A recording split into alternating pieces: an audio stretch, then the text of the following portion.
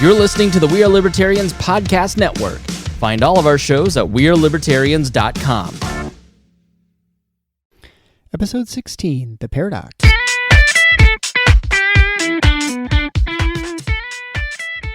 Welcome to The Paradox with your attending, Dr. Eric Larson. He is a practicing anesthesiologist and clinical assistant professor at Michigan State University College of Human Medicine. Listen in as he takes you behind the scenes of what practicing medicine in today's ever-changing world is like with another doctor. The Paradox is a fun and accidentally informative show for physicians, patients, or anyone who has ever found themselves in a waiting room.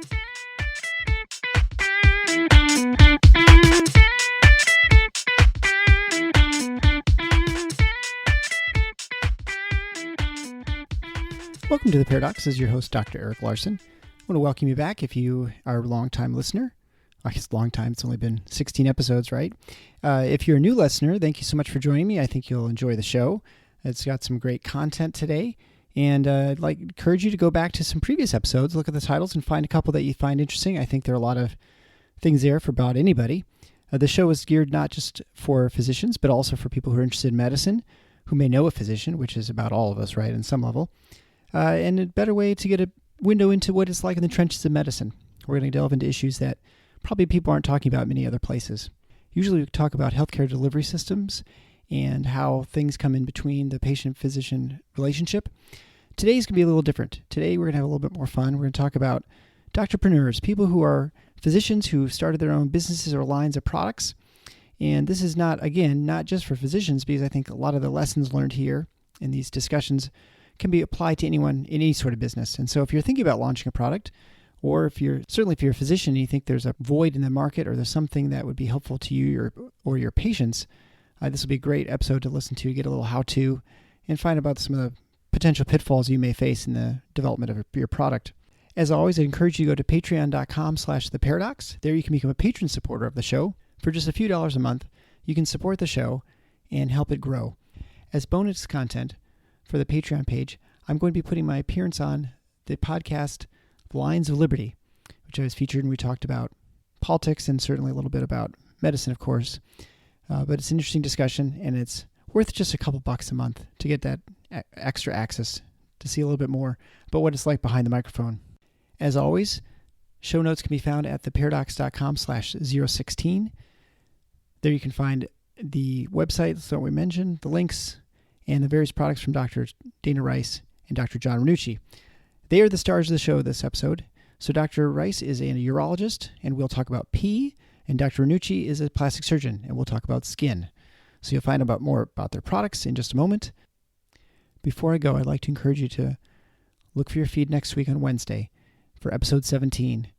It's going to be an episode again back about medicine, but this is going to be one that's going to probably be easily the most haunting episode I've had, and maybe horrifying. I'm not sure exactly what superlative it would best fit the episode, but you absolutely want to tune in, and I think it's one you want to share with your friends, and it's something we need to make sure everyone's aware of because it's super important. But I don't want to leave you on that down note. We're going to have fun with this episode. We're going to talk about pee and skin. What could be more fun? So without further ado, Dr. Dana Rice and Dr. John Ranucci. Enjoy. Hi, this is Dr. Eric Larson at The Paradox. I'm with my new friend, Dr. Dana Rice, who's a urologist in the Washington, D.C. area. Thank you, Dr. Rice, for joining me. Hi, thank you very much for having me. And today we're going to have a little bit different show. We're not going to be focusing so much on the delivery of healthcare and the problems therein, which there are plenty, and we have plenty of episodes in the future we can talk about those things. Today we're going to talk about something a little different. This is probably more geared towards pretty much physicians, in the sense that we're going to talk about what physicians are doing outside their sort of normal job structure. So this is like the entrepreneur who starts up their own business. And so my first guest is Dr. Dana Rice. Like I said, she's the urologist in DC, and she created an app called the UTI Tracker. So she's a urologist, so she knows a little bit about urine. So we're going to talk about those sorts of things today. It's been out for a while.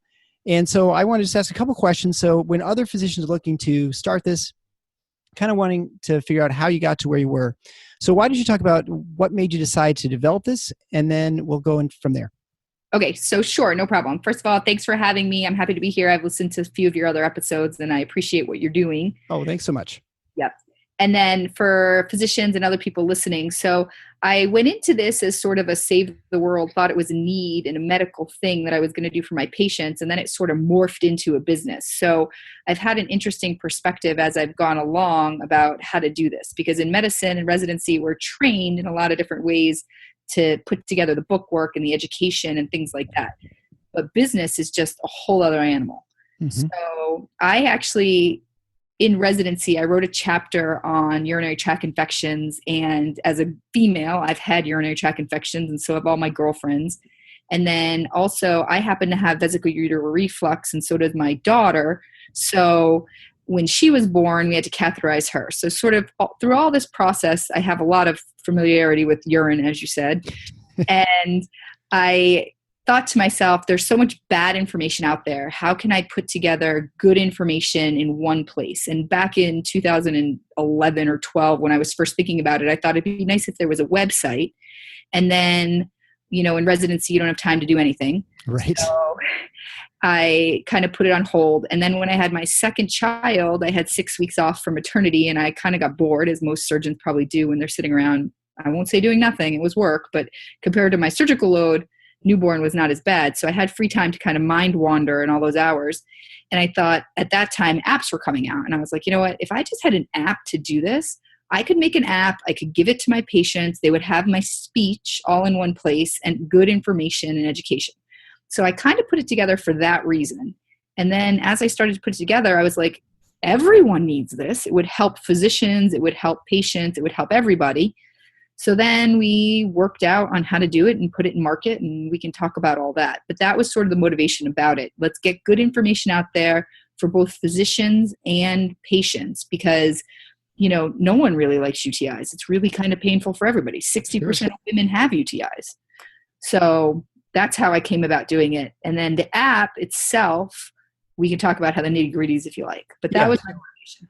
Well, so the great thing about capitalism, right, is that you find some sort of need, and the only way you become rich in capitalism is if you actually produce something that helps people, which is great. And so you found basically you found something that you thought would, you had a need for this, and it wasn't in it, and you initially weren't going towards to the monetization of it, the product. You're just like, I just need something helpful so my patients can keep track of their voiding, which is peeing for the physicians, right? And so you just have your app essentially just is a way of keeping track of timing and sort of symptoms when you're peeing, right? I mean, that's kind of correct. So just for people who don't know about urinary tract infections, basically, if you can figure out what your triggers are while you get them, and if you figure out, incontinence, how often you need to pee, when you leak, there's a lot of different sort of diary components that go into it. And a lot of females already track their periods and are kind of used to the diary method, right? So this was putting in that diary method. And then from a physician perspective, it's painful to talk to your patients for a long time about how do you pee? Do you sit? Right. Do you have sex with? Yada, yada. Yeah. So it's a good way for physicians to be like, here, go read the education center and set your app to beep every 2 hours so you can remember to do time voiding by getting a text message, and then bring back your calendar that tells me when your periods were, when you had sex, and when it burns, and then we'll go from there. So I put it together for that. And then, as you said, with capitalism, initially I thought it was going to be free and kind of give it out, and I was just happy to do it. And the feedback we got from tester groups was, no doctor would ever do that. We don't believe it's a true app. So why doesn't it cost something? And then once we got that feedback, I was like, oh, okay. And then my husband, who's in sales and marketing, was like, let's do this. Yeah. And that's kind of how we got into it. So that's really cool. So, my wife's a pediatrician, like I might have mentioned to you when we were talking beforehand. And this is the sort of thing that she doesn't deal with, but she definitely has lots of little girls who have UTIs. And like you said, there's the problems with the sphincters and and backflow and those sorts of problems. And so these are things that I imagine your app is probably for the pediatric population too, right? It's not just for adults. Yeah, you can use it for anything because, as a mom of a kid who has UTIs, like I happen to be a urologist, so I can deal with it on a regular basis. But if I was not a urologist, I would have been so neurotic because they ask you questions like, oh, do you know if your kid was not sleeping the night before they had a UTI, or do you have a fever? Oh, boy. And it's kind of all relevant because it gets into if it's, a kidney infection versus a bladder infection. But who the heck knows? And then, especially in the pediatric world, your pediatrician will treat your kid, but you may end up in an urgent care or you may end up somewhere else. And if you don't have your culture results, that really changes how your kid gets treated over time. So this would let the moms enter in their cultures, the antibiotic resistance, all that kind of stuff to hopefully avoid antibiotic resistance and more infections down the line. So just a way, the one-stop place to kind of keep track of all this stuff, right. Exactly. All the information that you go see some new person who's on call or whatever, it makes it easy for them to get the information they need. Exactly. So you came up with this idea while you're changing diapers. Yeah. And then you go into the phase where you develop the app. So how did you get to the point where you developed it? Because right. You're not a programmer, and it sounds like your husband's not either. Yeah. And so as we describe you as an anesthesiologist, we describe urologists as glorified plumbers. Yes, we are. Right. I mean, pretty much. Yep. And so you obviously didn't have any, skill in this thing. So how did you find someone, and was that an easy process? Yeah. So it actually ended up working out fine for me and not being that difficult, but I kind of lucked into it. So as you said, like once I realized it should be an app and not a website, I had to change my thinking. So back in residency, I kind of wrote the education center and what I would want to include in a website format. And I had it all sketched out in one of those good old-fashioned moleskin notebooks that every resident carries with their case log, right? So I had that on paper. And then on maternity, when I was like, oh no, apps are the way to go now. What I did is I thought to myself, how do I make this happen? And my husband, who, like I said, he's in sales and advertising in DC on Tap Magazine, and he has some graphic designer friends that work for the magazine. I see. They are techie people. So they put me in contact with some developers. And at that point, I actually had a patient who had started an app himself. And I was talking to him because I knew he had started an app. And he was like, the first thing you need to do is hire a lawyer. And I was like, what are you talking about? He's like, well, any person that you talk to about your product, they can take your intellectual property, right, and then you're screwed. So he was like, you need to make sure you get a non-compete before you even start to talk to developers. And to be truthful, that could have happened to me because the first couple of developers that I sort of talked to were just friends of friends. And if they hadn't been trustworthy people, they probably could have rolled with an idea or a similar idea, and I would have had no recourse. Sure. So that's how I first got into it. And then once I got a non-compete, I started to interview developers. And like I said, I had the connection through my husband. So I had a few people here in the States. But a lot of people use overseas developers. India is a big place because they make cheaper apps. Sure. So this is something that I think most patients don't realize is that we actually pay attention to what you do. And we learn a lot from patients about stuff that's not related to medicine. Oh yeah. And I found a good fishing hole from a patient once, and he happened to fish in a lake. There's a lot of stuff. I found other people who can help do work in my house or something like that. So, we're actually people too. So if you ever feel like divulging a little bit more, actually, there's oftentimes good connections can be made. You can actually network within the exam room while you're being treated for your plumbing problems. Yeah, I agree. It's the best. Well, especially in urology, right? Like if you're not making small chat, it's just awkward. Right. Right. So it's sort of like the colorectal guys. It's also, although I don't, there's a point where you probably shouldn't be talking too much, but yeah, right. So you developed the app and you've launched it. It's been out for a little over a year now. And so what's the next step for you? Are you looking to make a new app? Are you going to do more things with different things? Well, so this is kind of funny you ask. So initially when I realized an app was the way to go and this was what to do, and UTIs are obviously ripe for the picking, right? So 60% of women have UTIs. It's really heavily college-based and then perimenopausal. Those are big users of technology. And I kind of thought that I would just put it out there and it would blow up. Like every sorority girl, every college girl across America would download it because it can keep you out of an ER. And it can tell you when you need to see your doctor, and it can give you over-the-counter preventative tips, right? So I did not realize everything that goes into making an app. So when I first started, I thought I'd do the UTI tracker app, and then I would do one for back pain, and I would make a whole suite of apps for doctors to have this convenient thing. Because one of the things that's nice for me is my patients will come in with a calendar printed out with all their symptoms, all their everything that I can read, I can follow it. It makes sense. And it actually makes my life easy too. So I was thinking that I would do that for lots of different kind of chronic issues. Right. But I did not realize how much goes into making an app, how much it costs to make an app. And then on the back end now, the marketing, the podcasts, the other side of things, which are great opportunities, but I'm a surgeon. I like to operate. I work 110 hours a week on patient load. Well, not now. I'm an attending. I work less than that. But in residency, we were doing that. So, but still, I mean, I have a full-time, 6 to 6, 12-hour day job, calls on nights and weekends, and this is a hobby. Yeah, and you've got 2 munchkins, which is at a minimum a very time-consuming hobby as well. So, yeah. So then, now that you have these apps, again, you're going to look you're marketing now. So if you're a physician looking to say, hey, I've got this idea. So we're going to talk about apps just because there are a lot of things, as you said, that's a lot of people look to their phone and they use things. So you want to get an attorney first, then you have to find a developer, and then you have to market it, right? So that's sort of the 3 steps. Do you hire someone for the marketing? I mean, I know your husband's sort of in that, but he's probably not in this sort of sphere, right? So how have you gone about this besides talking to guys like me?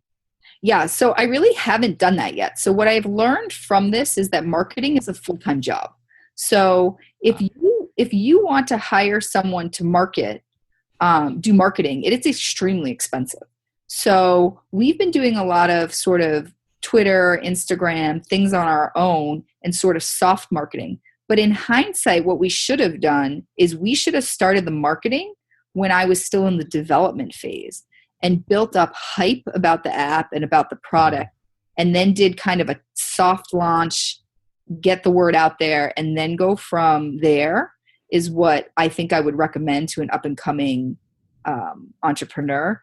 Because I think that trying to catch up now on the back end, I don't think it's impossible, but it's kind of like a daily struggle. Most people say it takes 3 years for a small business to kind of hit its stride. And there are a lot of other female physicians out there that I've been talking to and kind of learning from. And quite a few of them have quit their practice altogether, and their product is their full-time job. And it's a busy full-time job for them to do marketing and circuits and things like that. So I can honestly say we have not put in enough of an effort, but I'm young in my career and I am not going to give up operating. I would love for the app to take off, but to be honest, even if the app took off, I would still operate full time. I love what I do. Yeah. Well, and the same thing with me. I mean, if this podcast suddenly made $1 million, and by the way, if you go to patreon.com/theparadox, you're welcome to donate as much as you want. But, so Jeff Bezos, if you're out there listening, I'm your friend. So I would still continue doing anesthesia because I really enjoy it.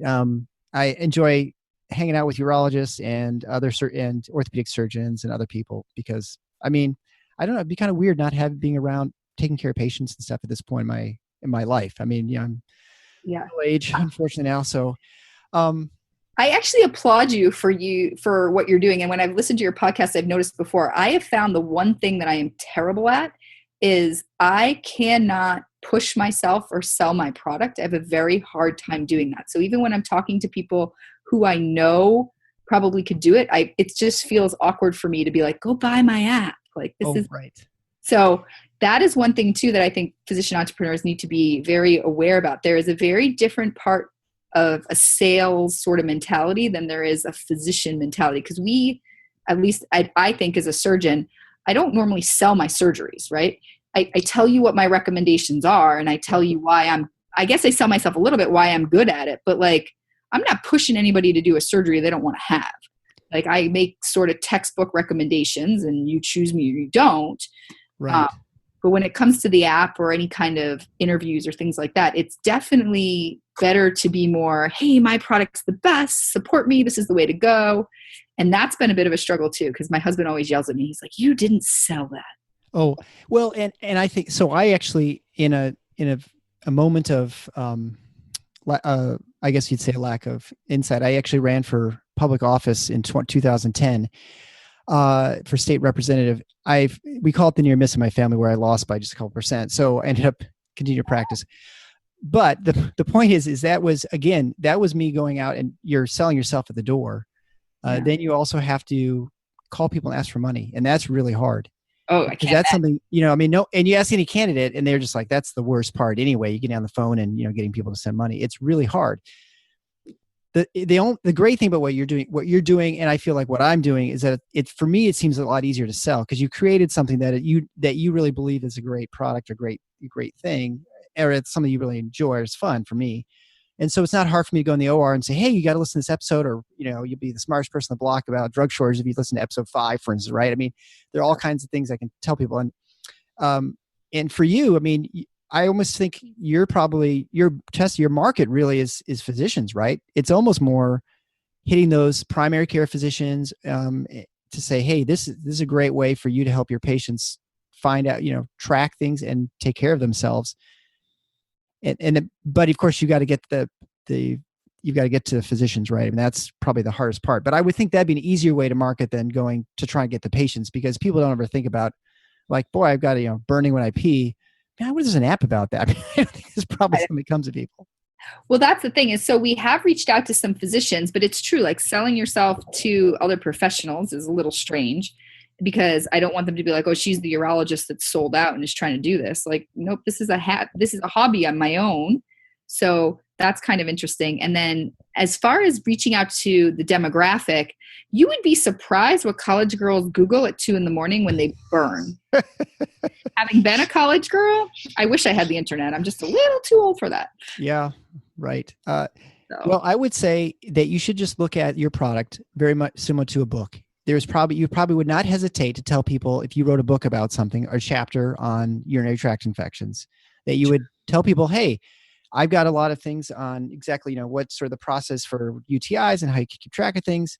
You should read my chapter. You probably wouldn't ever think twice about recommending that. Right. You're right. I would not. And so that's really what you do. I mean, except now instead of buying the whole damn book, you just buy one chapter.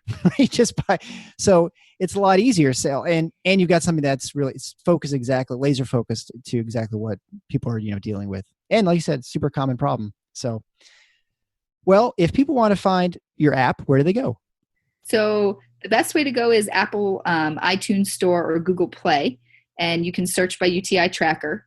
I'm also on Twitter and Instagram and Facebook, and I'm Dr. Dana Rice. And on Facebook with UTI Tracker, it has its own business page as well. So it's both my business and myself, and the links are all the same. So you said on Facebook, you're on your Facebook, it's UTI Tracker. Okay, I gotcha. And then on Twitter and Instagram, UTI Tracker exists as well, but so do I. I'm Dr. Dana Rice. I don't exist on Facebook in the public, because otherwise my mother would have trouble not getting my kids' pictures, and I don't post my kids' pictures everywhere. Right. And the price is what is it? $3.99? Is that right for the app? It's $3.99, and it's a one-time fee. I don't have add-ons or upgrades or things like that yet. Ultimately, a sort of pipe dream for me would be have a research database where we could kind of solve, world health, multi-drug resistant, antibiotic resistance by pulling what people are treated with by antibiotics for their infection. But that was a build-in that costs $1 bajillion. So I haven't gotten that far in the process yet. Oh, I was just going to say, so Jeff, if you're listening, after you send me the $1 million, make sure you send Dana a bajillion so we can solve the problems of urinary tract infections in the world. Anything else you want to add before we go? Nope. I would just like to say thank you so much for having me on. I think this is a great podcast for physicians to listen to. If you haven't listened to other episodes, I would recommend it. Although, do not drive when you're listening to the one about the American internal medicine. Yeah, episode 9. I was so frustrated in that. And I'm driving on the highway to work around the Beltway in DC. And I was like, no. I'm like yelling at myself. I'm like, all right, you got to calm down. So this is probably not a good time for me to tell you how much they pay the president of the American Board of Urology. Oh, I'm sure it's retired general surgeon. I believe I heard it was like about $750,000. Yeah, that doesn't surprise for like 20 hours of work. Really? 20 hours a week, yeah. Wait, is that Derek No. I can't even. That's what I was told by a urologist. So I can't verify this, but that's what. That's what a urologist who I was working with the other day was telling me, because we've talked about MOC a bunch, and it's really bad for urologists. I mean, there's a lot that's involved for you guys too. And so I don't want to get off on it. Yeah, no worries. I was going to say, don't get me going. It's already frustrating enough to take the test. But yeah, I mean, there's a bunch of simulations I've got to do for my anesthesia. So not looking forward to those, but I guess at some point, maybe, listen to the end if you can make it through episode 9 and get to the end where Dr. Fisher talks about how you can contribute to the court case, they're suing one of the boards, contribute. And I think, they're getting close to their goal, and so they can start that class action lawsuit, which will hopefully free us a little bit. Eric, you know what I probably should say about the app before my husband will kill me? Oh, absolutely. I want to try and maintain marital stability here. So go right ahead.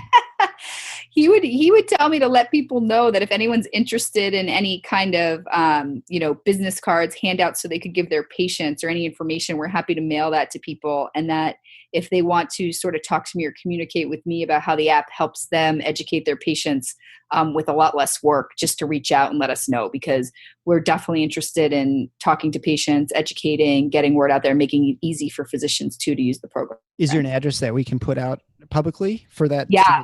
To mail for inquiries? info@utitracker.com. Because I am fairly certain my wife's practice would be interested in that sort of thing. Absolutely. If anyone is interested, if they just email there and the email address and just say, RAC cards, business cards, whatever they want, we're happy to do that. And then I'm really happy if there's, student health docs listening, or camp nurses, or things like that. I think it's important to get the younger generation involved too, because that's where so many women have problems and they don't talk about it. So many women kind of suffer with these recurrent UTIs because nobody goes and asks someone who has dealt with it before. They get information from the other 16-year-old or 18-year-old, and round and round they go, right? And if you just asked a doctor, it would probably be cleared up a lot quicker. Right. Well, the 16 to 18-year-olds rarely see a doctor, and it's not exactly something you talk about in polite conversation, right?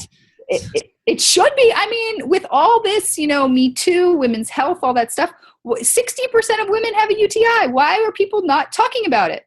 Well, I mean, there are a lot of things we don't talk about. Like, I would say miscarriage is one we don't talk about too, right? 100%. And when you have one, and my wife and I went through this, we had one of our first, and then you find a bajillion people who've had miscarriages suddenly. And it was, you just think you're the only one. And then you mentioned like, oh yeah, we had one or two. And so there are a lot of things we don't talk about. Maybe we should, I don't know. I mean, I guess I don't particularly want to talk about UTIs with people very frequently, but I guess we should feel more comfortable. But men will talk about erectile dysfunction until they're blue in their face with their friends. I haven't had that. You're too young. I'm too young. Don't worry. Right. You'll get to an age where you will. No, and I was thinking as I was getting ready for this interview, and it's about UTIs and stuff, and you were talking about putting the kids down, and you've got a 2 and 5-year-old. I thought, it's funny because you go for the first like 5 or 6 years of these kids' lives, because you usually have a bunch of little kids, you are totally consumed by sleep and bowel movements and peeing.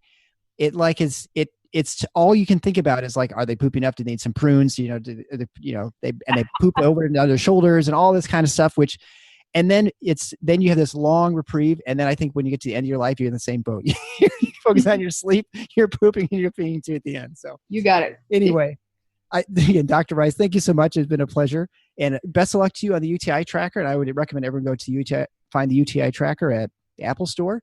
It's only $4. Right. Yep. utitracker.com. I'll have all the links too. Perfect. Thanks so much. Thank you so much.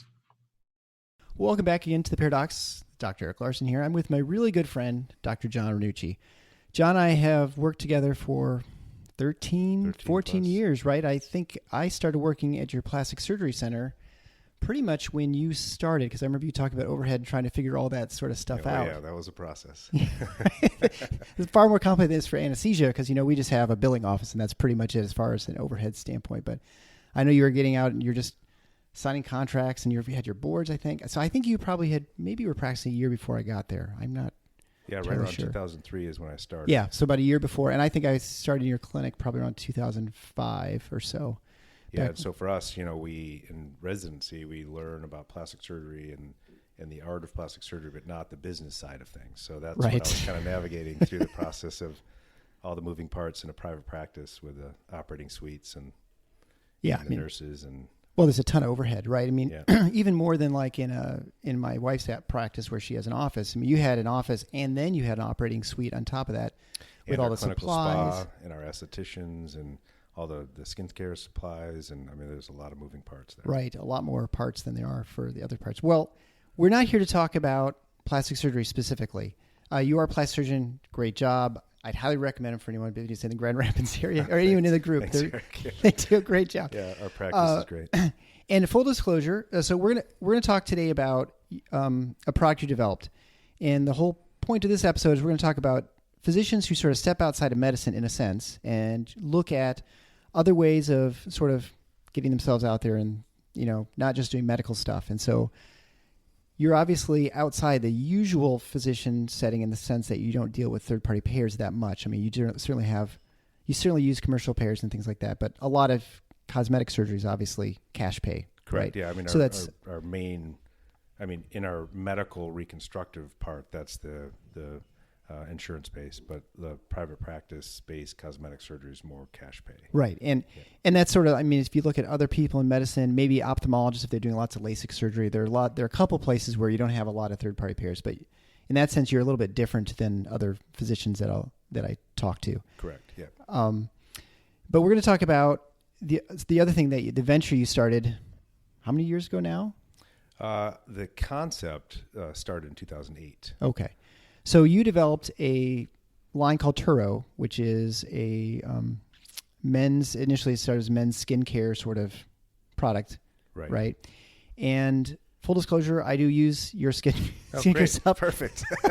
That's great. And it works fine. It's great. I just use I'm pretty dumb, so I just put this stuff on my face it actually works great as sunscreen. But this is not an episode to sell your product, so to speak. Right? Yeah. No. Obviously. Yeah. But we're talking about sort of the process, and so you said you started in 2008, so you've been in practice at that point almost 5 years, right? 5 years. So what got you to? I guess where did the initial sort of idea start, and why don't you go through that story first? Yeah. So, as a plastic surgeon and many parts of medicine, we realize the benefits and merits of keeping your skin healthy with good quality skincare and sun protection.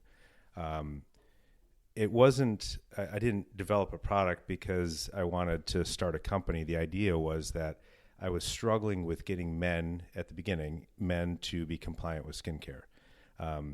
And part of that is that most of the skincare products that are on the market now have 30, 40, 50 SKUs, items to use. And a lot of men really don't want to use many products in a given day. Oh, I see. So you're talking about like using 6 at once at night or something. They might do a cleanser, a moisturizer, antioxidants. Oh, yeah. Skincare lines are set up to have multiple steps.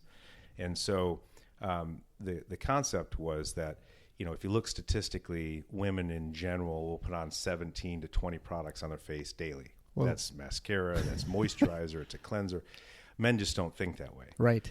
So when I was dealing with the cosmetic side of things and I was dealing with the men, I was trying to get them to be compliant with skincare because, you can protect your skin.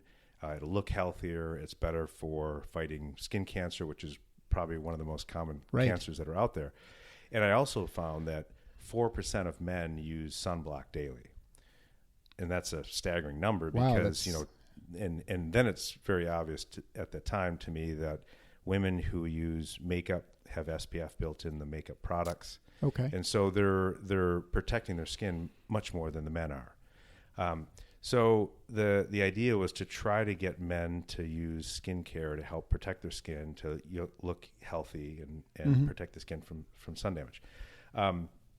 But men only put on 2 to 3 products a day. So they'll shave and maybe do an aftershave. Right. So how do I take the product lines that are widely out there, and again, the market is replete with new skincare companies, whether they're organic and vegan or just general products.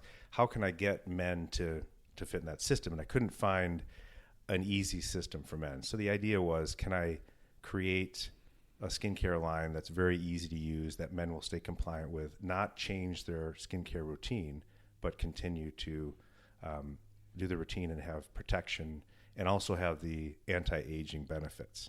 So essentially you were looking at, you looked at the market, you said, what is out there that I can recommend for my patients and people who come with me questions about this sort of thing? And there wasn't anything, right? And so you said, there's this void in the market and men have this problem and we need to find some way to fix it, mainly, skin problems and the fact that I think, outside of a bar of soap, most men don't think much about their face. But even shaving creams, even out there now, are what I would consider a passive shave. You're putting a foam on, you're shaving, and it's really not doing much to the skin other than shaving the hair. Oh, okay, sure. So I really wanted to get... I had an opportunity at that point to create a time where if they're putting something on their face, can I put some antioxidants? Can I put some exfoliating agents? Can I put some anti-aging agents within the shave? Because that's a step that they're putting on their face. Sure. And that was really a thought. I didn't develop that thought much until at the same time, right around the same time, I was on a business trip and I forgot my shave. And so I did have a glycolic acid foaming cleanser with me at the time. I still find this hilarious that you had just being in the skincare industry. Right? I've got some glycolic acid in my. Yeah, I'm surprised you got that through. And it foamed a little bit, so I figured, I'll shave with that because that's the only. I'm not going to use soap. Right. So I used the exfoliating cleanser as a shave, and it was the best shave I'd had in years. It felt great, clean. My skin felt really fresh. And so that's when I started really putting those two ideas together and saying, hey, maybe I should make a shave cream that also has a lot of the skincare products. And so it was sort of the accidental scientific discovery, right? Yeah, it was an accidental. Like you accidentally put an extra ingredient in a dish and like, oh, hey, this is pretty good or whatever. And that really is when I started actively exploring whether or not there was something out there that had those merits. I see. So at that point, the first step was, immediately when I got home, I contacted a local chemist to try to see if I could get a acid cleanser to foam to look more like a shaving cream. Okay. And that's when I realized through research with that chemist and attempts that acids don't foam. You can't make an acid foam. Oh, yeah. If you take an acid cleanser and try to make it foam, it won't, and so it's not going to feel like a shave, and most men like the traditional feel of Sure. We went through a number of iterations to try to get that to work, and it just didn't. So then I was at a national meeting, and I met a world-renowned skincare chemist who creates a lot of formulas for big companies. And after having a very candid conversation with her, I decided that I would work with her to create a formula that would exfoliate the skin, but in a neutral pH environment. So there's a ingredient called UGL complex. It's a chemical that exfoliates the skin, has some collagen stimulant factors, but also is not able to foam. So that is the start of kind of the formulation process. So when I talked to my previous guest, Dr. Rice, she developed an app, and so she had no idea. Probably similar to you. I mean, from a chemistry standpoint, we had no basic chemistry like sodium and chloride, right? Exactly. But outside of that sort of thing, we don't have. And I'd forgotten all my organic chemistry. I know of the Krebs cycle, but I don't know the Krebs cycle, right? But she said that actually the first thing she went to developers to help her with the app, similar to you went to developers for a chemist. But she said she was lucky in that she didn't consult an attorney first. So did you consult an attorney with non-disclosure so that your idea wasn't sort of stolen from you or anything like that? Or you signed an NDA with the chemist? So you had that beforehand with the chemist. So you found one before. And so she skipped that step and she went back and she was fine because she worked with scrupulous people. Correct. So if in the product development you have your idea, you sort of, and then you want to get an attorney for when you go to people and give them your idea, they can't say, "Oh, great idea, I'll take that and make my own thing."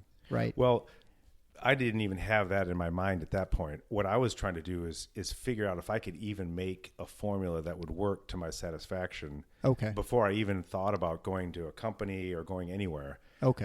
And I really wasn't. My end game wasn't to sell to a big company. I just wanted a product that was going to be good for men, that I can get my patients to actually use the product. Right. I mean, that was really the goal from the start.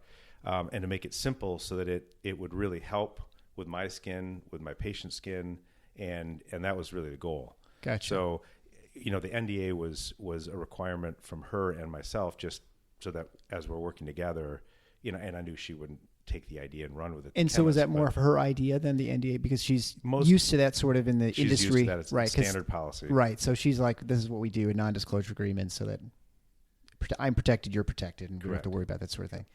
So that's so in some ways the inspirational part's like the 1%, right? Right. And then the rest is the tough stuff, like coming up with the chemical formulations. And so I had no idea how challenging it would be. I had a concept. I thought it would be simple. You meet with a chemist, you make a product. right. There are so many steps to have a product, but many iterations of scent, of different ingredients. And once you put all these ingredients together, this is why it's really important that I had a world-renowned chemist. They have to be compatible with each other. They have to be almost synergistic with each other to work. You can't just throw a pile of ingredients together. And so it was making a formula that also would make it through stability testing, because they have to be in containers for a period of time. So before I even had product containers, what I was going to dispense in, we had to first make sure they were stable in a glass construct. So, once I figured out the formula, and this was 5-6 months, 8 months of figuring out a formula, then it was getting compatibility testing and once that is complete, then you can take it and figure out what container, what component, how much volume, all those things. Right. It's sort of like having a kid, right? You think, oh, I'm just going to have a kid. And then you see kids who are 18, you're like, yeah, they just grew up, and you don't realize all the steps involved getting to that point. I think back and laugh Yeah. because I had no idea what I was getting myself into. Right. I mean, I thought you have a great idea. It's going to be easy. Yeah. And, but first and foremost, what kept me going was that I really had the vision of having a product that was going to work really well, that had great ingredients that would really be efficacious. There's a lot of skincare products out there that it's just filler, and there's not a lot. They sell them for a lot, but I wanted this product to really work well. Right. And unlike the previous guest I had, who had an app that was filled a void that truly didn't exist. I mean, in some ways, your product definitely filled a void that didn't exist in your opinion at the time.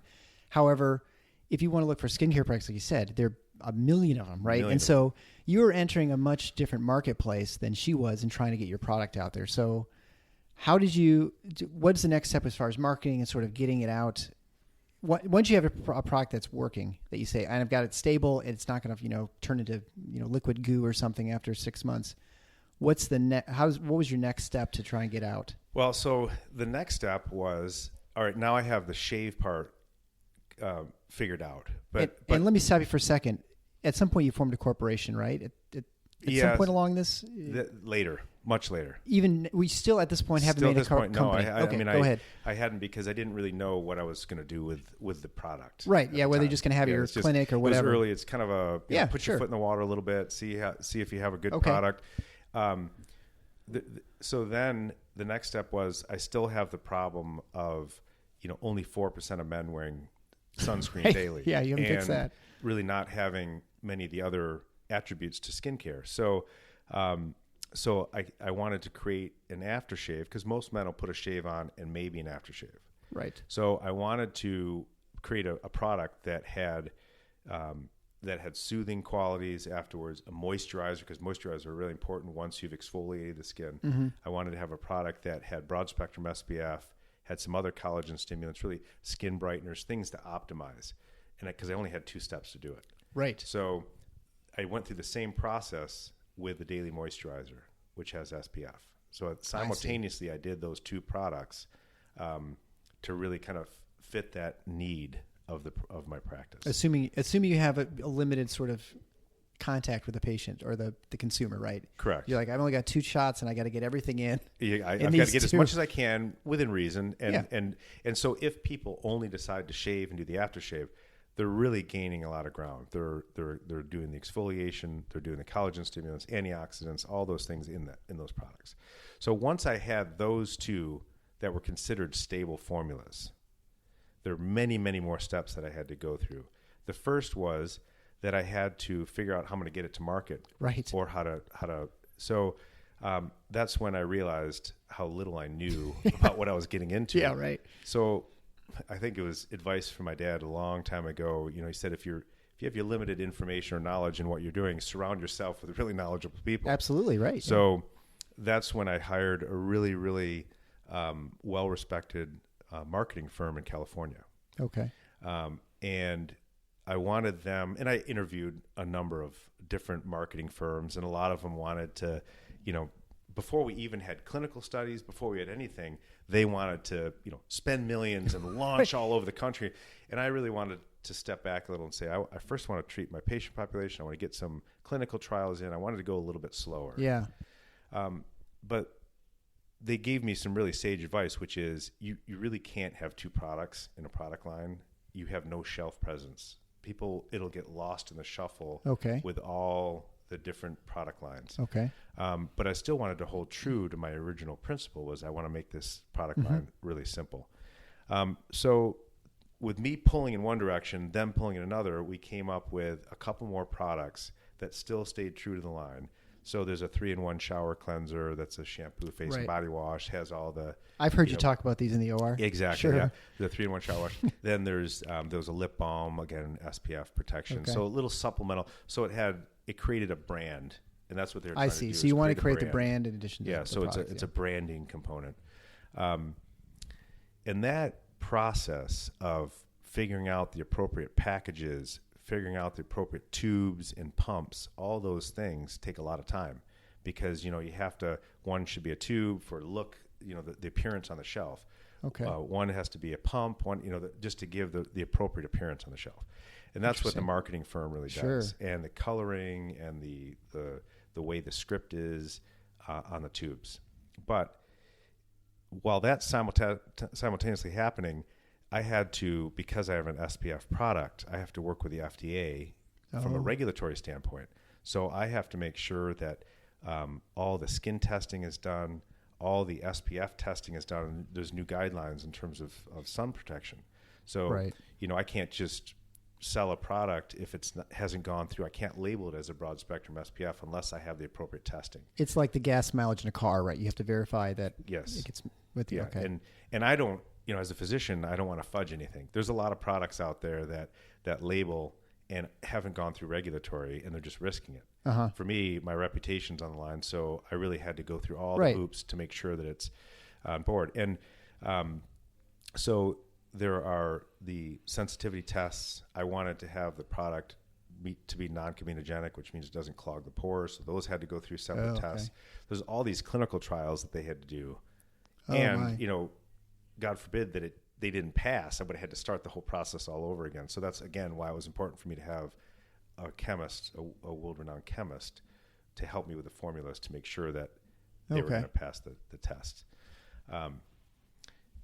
So then once you figure out the appropriate containers that you're going to put the goop in, the goop is the product, right? Then you have to go through compatibility tests with those tubes, because the different plastics or whatever. Different plastics. And so that whole process, again, is a 6-8 month process. Now, so how far are we in at this point after you get to these compatible? Are we like 3 years past? I mean, from the initial contact with that chemist, how long are we in at this point? Probably 2 years. 2 years. 2 years. And the challenge, again, nothing goes smoothly. Well, of course not. So the shave is it's a liquid as it comes out, and it's a self-foaming construct. So you just, when it touches air and water, it expands. Okay. We went through no fewer than 10 to 15 containers that would make it to the 2.5 month mark in terms of compatibility, and then just burst. Oh. So it's not like just leaving it on a shelf. They put it at 100 degrees and freeze it, and 100 degrees and freeze it and put it in a car. So it went through all these tests. And so the frustration for me was, then you have to start the 3 month over so you again. almost made it, and then you got to start over again. Exactly. So I had to find a very unique, it's called bag on valve. It has a can with a bag on the inside, a bladder on the inside that holds it, and it's a special way of dispensing with external pressure. So sounds expensive. It was, yeah, believe me, it was way more expensive than I anticipated. Okay, and at this point, I mean, you feel like you got a product that's going to work, and you're fairly certain that people would like it. You don't know if you can convince the 4% to purchase it, and you're not sure if you can make it 8 or 10 or 12%, right? That's ultimately what you're hoping to try and make it easy for men, right? Totally. And at this point, you're probably, although you're convinced it's going to work, you've spent some serious money at this point, right? Yes, it was. I mean, it would. But each step of the way, I thought that it was getting near, and you just keep, you keep contributing, and it wasn't. The goal wasn't to make a massive corporation. The idea was just to get products launched. Right. You believe in the product, right? And you think this is what I want. And at some point, it's like your baby, right? You want to make sure it gets to where, and because you think this is going to work, this works. I just need to get the way to get it there, and then, so now you have something and now you have your goop in a tube, right? Now and the marketing firm is going to help you launch it right into an incredibly complicated or crowded market. So I know initially I was talking to you, like doing some talk shows or at least magazines or something like that. And that was a couple years ago now? That was a couple years ago. Yeah. So just before we decided to launch, though, you have to really kind of pick the channel you want to launch in. Okay. You can pick in a retail store, department stores, the prestige product lines are really going more into the professional market. And so we decided that because this is a unique product, sitting on the shelf, people wouldn't really understand the merits of the brand. They wouldn't recognize the value. They wouldn't recognize the value Sure. of all the ingredients that are in there. They would just look and say, okay, this is a shave and this is a shave. This one's $1.99. This is $20. You know how I shop, don't you? Well, we all men shop like that. So there are a couple things. We picked the channel, and then in order to be in the professional channel with estheticians, dermatologists, plastic surgeons, you really kind of have to have clinical trials for people to really believe in the product before they've seen it or felt it. To recognize there's value. To recognize there's extra value. stuff and with there's it. Actually, there's efficacy. So that was the next step before we launched, really was getting some clinical trials and then having and a company does it. So, obviously I felt. So it wasn't like plastic surgery residents they were using? No, it wasn't plastic. It was actually, you pay, you have 100 people use the product, detailed questionnaires, and this is a professional company that does it. Okay. And it's a very unbiased process. Once we got the value back from that, and there was affirmation that the product works well and it was well liked by the people who went through the skin wasn't trials. sloughing off, right? No, it was, they noticed a difference. They felt a difference. It was, Mm-hmm. And they didn't change their normal routine. Again, they're not the having to put 5 other products Right. on because, people do that for a little while. That's when we decided that we were going to launch. And that's where the marketing firm then assisted with where to go and where to launch. Is that when you sort of said, okay, I'm going to create the company, so now I can have that's where you had the company at that point. You're like, okay. Once you have the name of the product, so right. once Turo was that name, that was trademarked, then you have to go through the whole trademarking process of, looking through and trademarking. It just kept on building. It's and like building unraveling and a sweater. building and building. And so the marketing firm was very insightful because obviously they had launched a number of brands. Yeah, sure. But they were more in most places are more retail launch. Mm-hmm. So this was slightly different because it was the professional channel, and with dermatologists and plastic surgeons, and I felt comfortable with that, and I didn't want to do a big national launch. I wanted to just do more regional. And you're talking to your peers, right? I mean, as a physician, it's a little bit easier talking to other physicians because we kind Correct. we just talk the same language and have the same goals in some level, right? So long process. That's like 6 years. The launch was in 2011, 12. Has it been that long? Okay, so 12. So it was about 4 years or so. Yeah, 4 to 5 years. You got 4 to 5 years, and so still out there now. Well, let me just say one more thing. Wait, there's more. There's more.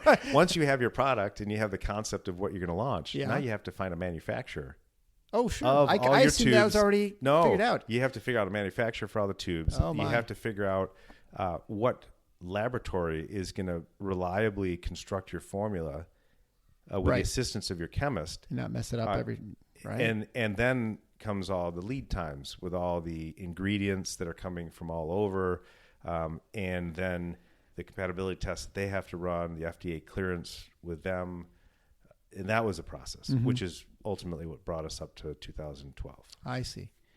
And so then you have a product, and now and then that's when you're starting to do the publicity. You're going to conferences, I imagine, right? You're going to Trade shows just to get the product out so people can try it. And, I guess early on it was recommended that you have a PR firm that Sure. gives the product to magazines so that authorities can try it out Right. and make a statement on it. Whether it's good or bad, I wanted very, candid. Wow, it's a long process. Obviously it's much longer So- than anticipated. I mean, looking now when you look, like most things, once you've gotten to the end and look back, you're like, oh, that was kind of a neat experience. I learned a lot. And I came out with the result I wanted. Maybe not the same, the rate of the speed as fast, like wanted. There are probably many times during that process you're like, what am I doing, right? I mean, There you're just were like, this is countless crazy. times. All these Because problems and setbacks, right? I had no idea what I was getting myself into. Right. And obviously I had the ambition to see it to fruition, but every step of the way there were setbacks with timing. There's setbacks with, if a manufacturer produces, makes a run of your product, but it's not to your standards, then you have to, then now you don't have enough on the shelf, and then you have to deal with lead times, and the offices and the spas want to have it, but now you have to wait another 3 months because the product wasn't to your standards. So all those things that I never anticipated, that, if I operate until 5 o'clock, I'm at home. Thankfully, they were all located in California. So Right. there's a time change. And so a lot of my evenings were spent dealing with the manufacturers, dealing with the tube manufacturers. And this wasn't a 50-person organization. This was, 3 of us that were running it. And so, I learned a lot about regulatory, about product branding, about, labeling, the FDA, all these things that I don't regret at all. I mean, it was a great experience. Yeah. It's just a long process. I mean, it's a testament, right? If you want to do something special, there's the perseverance is absolutely the inspiration is necessary, but it's the perseverance and the actual, the doggedness just drive to the end, right? I mean, I felt like that with medical school, like everyone in their second year is like, what am I doing? This is dumb. I should go. Why are my friends out and about? Yeah, and they I'm got here? jobs or careers or something. This sucks. Right. Medical school is That terrible. all washes away once you graduate. Yeah. Once you get out in residency and you're like, oh, this is actually kind of fun. And actually, for me, it wasn't until I was a staff clinician, like anesthesiologist, I'm like, oh, this is actually kind of fun. But even as a resident, you're kind of like, I don't know if this is the right thing. You have a little more autonomy, I think, in plastic, but you're still also working under staff who might drive you crazy. You're like, I think I'll like this. I'm pretty sure, but you're never sure until you kind of get out and do it, right? And I'm very thankful I chose the career I did. I love every day. So yeah, I mean, I have fun working with you guys and working with like other surgeons and stuff. But again, you have to get through it. But for these product launches, there's a lot involved, and probably I'm sure many times you're like, I should probably just, it's not worth the hassle. It's not, but I still, again, with skin cancer as prevalent as it is, it's a need for people to be more compliant with skincare. It's simple. It's a totally preventable disease. People can have, this is the part men really view women's skin as being sensitive, so they need to wear sunblock. Right. Whereas men think, oh, my skin's pretty hardy. The problem is, they also associate sunblocks with thick, pasty, heavy, white glow on the skin, greasy. Right. Yeah. And that's it, many more hurdles that I never would have imagined. So, it's getting the message out that it can be very thin, lightweight, feels comfortable, moisturizes, but it has the same protection, all those messages. That's the battle. Do you feel like your product, so it's been 6 years now, right? How's the growth been? Is it still continuing to grow a little bit? It's just, it's growing, and it's, there's a lot of distribution in California. Okay. And partly that's because that's where we had They have sun. Yeah, they have sun. That's Yes, close to that's a Michigan. necessary ingredient. But it's also just, I think people are aware a little bit more of protecting their skin and the benefits sure. of doing skincare. And I think men are more and more aware of needing to protect their skin and have a healthy glow. And that's, you can see in our industry alone with lasers and surgical procedures in men, it's really gone up a lot in the last 5 to 10 years. Men want to look healthy. They want to feel healthy. And part of that is avoiding the aging process. And that's 90% of what you see on the face is aging is all ultraviolet damage. Sure. So sunspots, fine lines, wrinkles, Right. all those things. So they kind of go hand in hand with what I do. I really, in order to get the best endpoint, you really need to protect your skin. And basal cells really suck. Getting basal those cells off are your not nose good. and off your those nose Mohs procedures and eyelids stuff, and ears. It's a very, very common. Yeah, I remember my grandpa had a bunch of them off the top of his head, which also helps to have hair. I found. Correct. Yes. But it's interesting. Just as an aside, it's been a fun process because I've seen the evolution of the brand, and I've seen, how it resonates with even women now. And so a lot of women are using the products because they're very efficient. Sure. So they don't also want to use 15 products in a given day. It's just not. They're willing to, but they'd They're rather willing to, not. but they'd Like rather anyone, not. they'd rather cut their time. I mean, saves you 10 minutes a day or something, right? Or whatever. I don't know how long it takes That's to right. put all that stuff on. It's very complicated. I look at it's like some sort of complicated jigsaw puzzle on our bathroom counter. I don't know how my wife. That's what I wanted to avoid. Yeah, Very right. simplify, but get all the important ingredients. That's the. I figure if I put deodorant on, I'm pretty good for the day. So if Call it if done. I add anything more, it's just a bonus. So, Yeah. well, thanks a lot for the conversation. It's been really fascinating. Anything else that you have to add about the process for people who are listening to this who might be docs, or really you don't have to be a physician to kind of go through this process either, but anybody who starts a business. Again, I think it's never an easy process. So you really have to be passionate about what your goal is and see it through and surround yourself with the right people, because that's what will help you navigate the whole process. Because looking back, I think I was very fortunate to pick the right people and align with the right organizations to carry it through, despite all the little bumps in the road. Right. And so I think that's what made it through. Yeah. And just, I suppose, just to make sure, just know that it's going to work out. Expect the problems, but be ready to just kind of plow Right. through them, right? And be realistic. Yeah. I was ready at the moment that if nobody liked the shave and nobody liked the moisturizer, Yep. it was an idea. I ran with it, and Yeah. that was it. Right. Okay. So if people want to find out more about Turo, where do they go to find out more? The website is turoskin.com. And that's TURO. Yes. I'm sorry, Turo Skin. turoskin.com. Okay.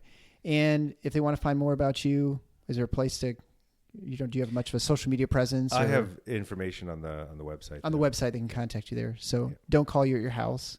No, they're welcome to call if they have questions. I'll set them straight with reality. All right. Well, hey, thanks a lot. I appreciate it. It's a fun discussion. Yeah, thanks, Eric.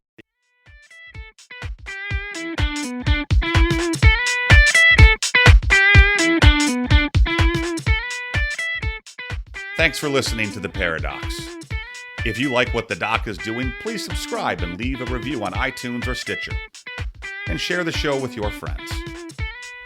Become a supporting listener to get access to special bonuses at patreon.com/theparadox. Show notes can be found at theparadox.com.